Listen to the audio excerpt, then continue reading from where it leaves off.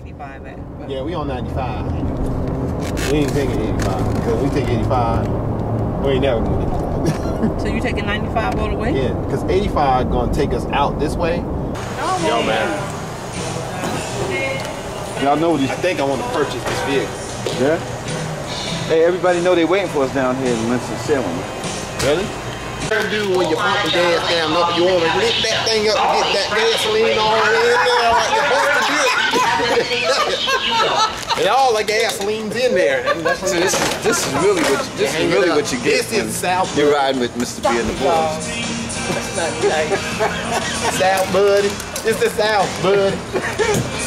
Well, That thing's ready to go now. you made sure you got all of it.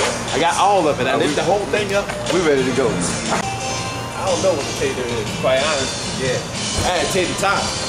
But I ain't never had a tater. But really, we offered to give them a big bag of potatoes. What did she say? She said no, she preferred the cash. Tater. So what they do?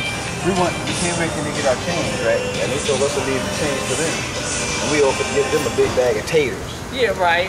She said she don't want no taters, she want moolah. Right. Hello, I'm Mr. B, and we're here in Winston-Salem, North Carolina, for the National Black Theater Festival. And we're reaching out to you to let you know that we are here to give a presentation tonight at the Mista Spa in Winston-Salem, downtown North Carolina. And we are looking to bring a good show to the people. And we're presenting this doing by the city of Patterson, our great city, and representing as diplomats for this occasion. And we have Mamie Andrews here also. Hi, I'm Mamie Andrews from Patterson. Thank God to be here for a wonderful occasion for the National Black Theater Festival in Winston-Salem, North Carolina. It's an honor to be here and a pleasure, and thank God for the travel and the mercy that made it through. Oh yes. Oh, yes. Well, like I said, this is the 14th season for the North Carolina Black Repertory Theater, and every year, since it's biannual, it's just gotten better. And like this year, now that we have the shuttle service going to the hotels, it's able to bring in a lot more people. And since the gala performance from last night, which featured like seeing all of the stars from the stage, and not necessarily in their prime, but like Maurice Hines, he performed and he told everybody, I'm 72 years old, and he just smoked that stage and just got people up off in the chair, out of the chairs, on their feet.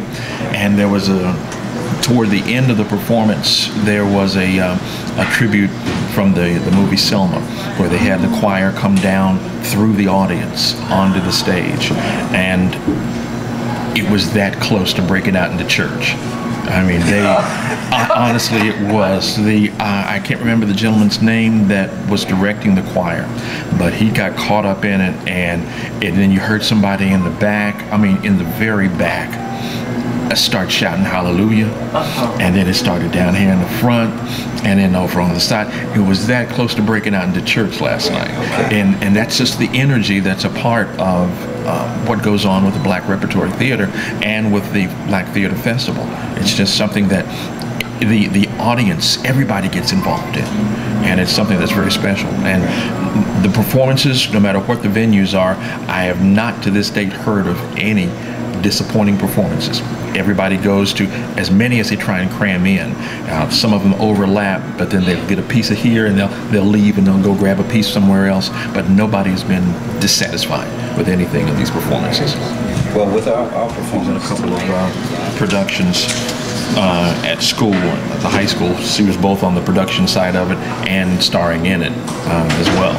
So how has her participation in that had an impact on her growing up?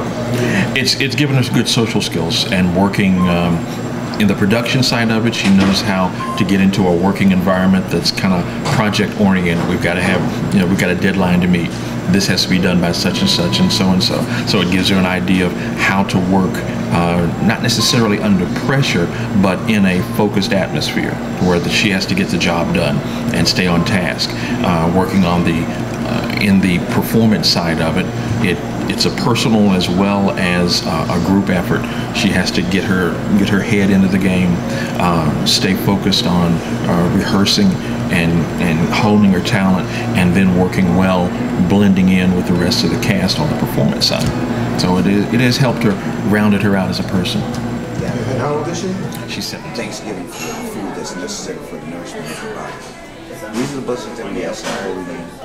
Amen. I think the reason why we belong in these kind of platforms is because it's a different mentality, a different setting, and the maturity is there for us. It works for us because of the type of music we provide. The young listener wouldn't appreciate this because the mentality is different. You know, the way we think about music, how we project it, and the things we say in our music now is different.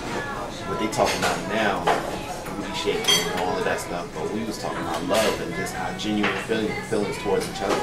So in this kind of setting, it would be appreciated because of the mentality of the person, the people that's listening, the maturity. So, and the reason why we wrote music in the first place, the reason why R&B exists, the reason why hip hop and things like that exist. You gotta learn what it meant so that when you do it now, it still maintains the standard. You know what I mean? The vision, what it was, what the intent was behind it. And you won't be writing songs about shaking your booty and stuff like that. And that's why it's such a legacy of the R&B. It still stands. Right. You know, that this music now, we don't know how long it's gonna last. Or it's a fad. Yeah. It's a fad, and it shouldn't be.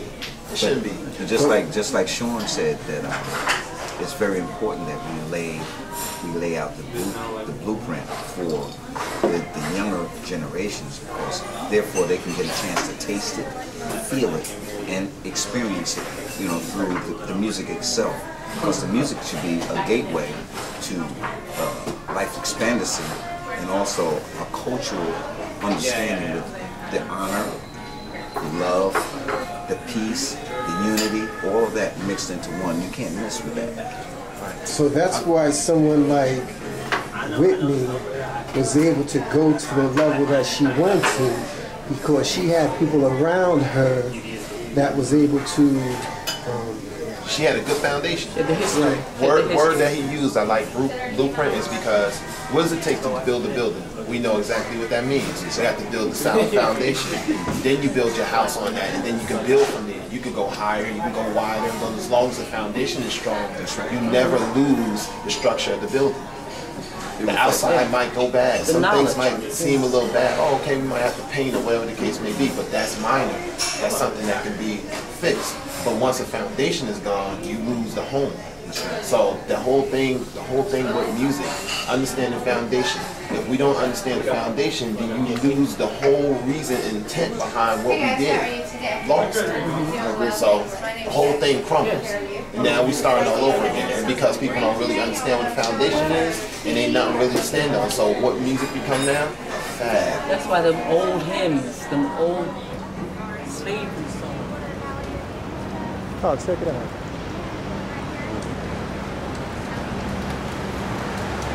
Let's say, did you send it to me?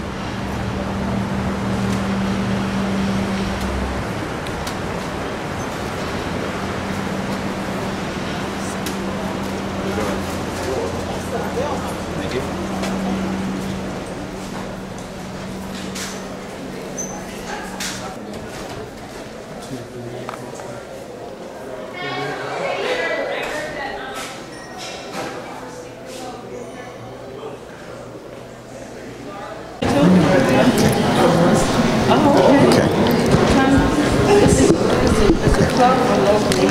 Should I hold this up?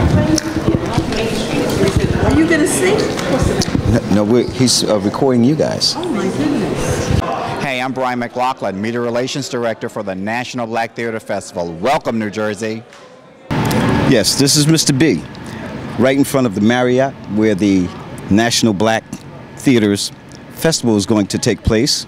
And anyone and everyone is starting to arrive here for this gala.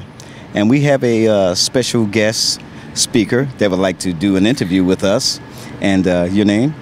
Bianca Washington. Okay, can you give us an idea of what you feel about the National Black Theaters Festival? Yeah, most definitely. This is actually my 4th year at the festival. Yes. My first year I came as a student, and we brought a show here called Remnants from Senegal by Dr. Von Washington. Okay.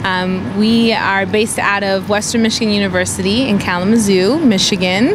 And we flew here on a plane all the way here. All right. It's nice and hot. In Michigan, it's not. So, we really have enjoyed, especially my own personal experience, networking with a lot of different artists, especially artists of color. Right. We don't really get that as much as we should. So it's a great opportunity to not only come every 2 years, but the connection doesn't just end here at the festival. It continues on throughout the years and the weeks after. So that's really a true highlight, on top of seeing all the fabulous shows. Right. I'm sure your conviction is going to be well spent here. Oh, most definitely. We're looking forward to seeing you. Are you aware of the Mayati performance tonight at Mayati Spa?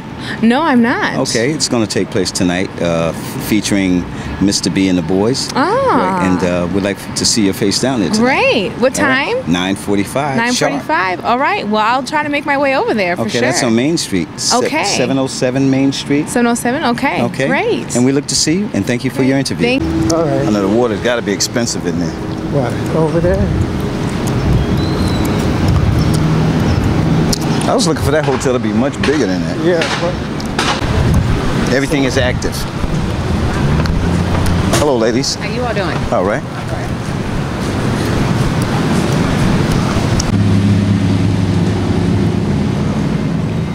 I'm sure that the people are really going to enjoy the atmosphere tomorrow.